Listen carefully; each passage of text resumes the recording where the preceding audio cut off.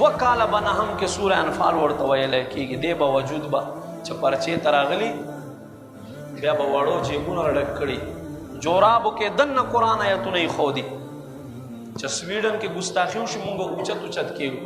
زمونږ دغه میچېور خلک چې دي، پوهه خلک چې دي، دا څومره د قرآن بې ادبي کوي.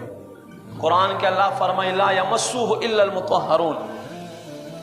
قرآن ته بې اودسه ګوتې مه وروئ، یو آیت ته هم بې اودسه ګوتې نشي ورولی.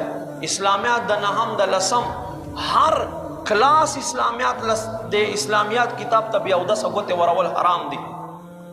زموږ په سکولونو کې یوه ورځ استاد داسې نه دي ویل چې به یې اودس وکړئ شابه الله کلام ته. حالانکې حضرت عمر فاروق چې کله واورېدو خور ته وایي دا کم کلام چې تا وې ته ما ته راوړه چې زه ووایم. وایي عمر ته نجسې ته ناپاکې لاړ شه اول غسل وکړه، داسې ګوتې نشي ورولی. لا یمسوه الا المطهرون. قرآن ته به ګوتې نه وروئ بغیر د اودسه، اودس به ورله کوئ او بیا دا پاکټې جوړول. دا خو زه وایم چې کفر علی الکفر، کفر علی الکفر، اسلام پورې خپله ټوکې کول. او زمونږ چې څومره قابل ترین هلکان وي دا به په اسلامیات کې کمزوري، نور به هر سبجیکټ ګوري، په اسلامیات به نه ګوري. یاد وساتئ خپل اولاد ته د دین او دین کې خاص کر د قرآن تعلیم ورته وښایئ. قرآن ډېر ضروري دی. تو ګوره صفا 1400 کاله وشو د قرآن په مثل چا کلام را نه وړو.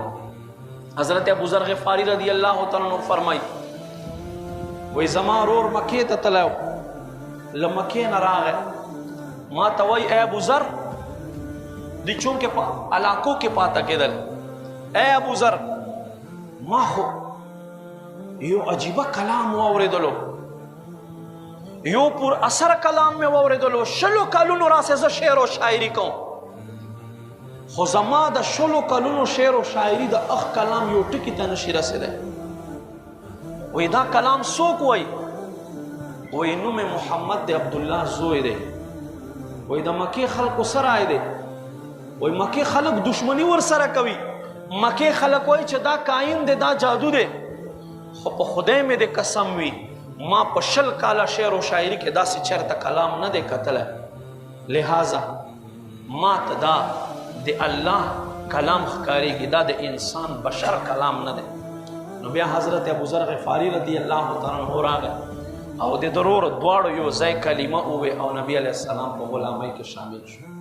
نبی علیه السلام ته په واړو معجزو کې غټه معجزه الله ورکړې قرآن. قرآن د نبی علیه السلام له واړو نه غټه معجزه. کافرانو تر مخې ته ووایه نه به پې پوهېږي، خو ته بور کېږي به نه، خوند به ورکوي. داسې یو الله اثر پکې ایښودی دی.